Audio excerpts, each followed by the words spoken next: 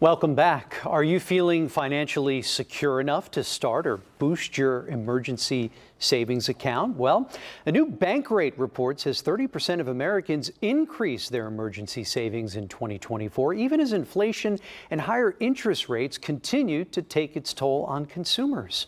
Joining me now is Greg McBride, Bankrate's chief financial analyst. Greg, great to see you. Let's jump right in here. So more Americans are able to set aside money. Why is having an emergency fund so important?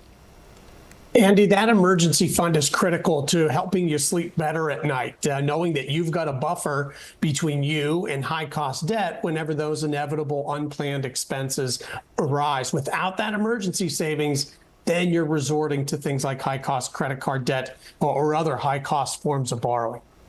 You know, we talk about inflation, we talked about higher interest rates. So how have economic conditions influenced the ability to save more money? Yeah, I mean, the lack of emergency savings that so many Americans have, it's not lost on them. Now, people broadly know that they don't have enough. They want to increase that, but moving the needle has been the tough part. In the past couple of years, Americans have told us in the polling that we do, the number one obstacle to boosting that savings is inflation. But we are seeing some encouraging news. As you noted, more Americans actually increased rather than decreased their emergency savings over the last 12 months. First time we've seen that in the last few years. So as inflation has eased, we're starting to see some evidence that people are better able to either build or rebuild that emergency savings. Certainly heading in the right direction. So what's your advice on how to build an emergency savings account? What can folks do right now to get started?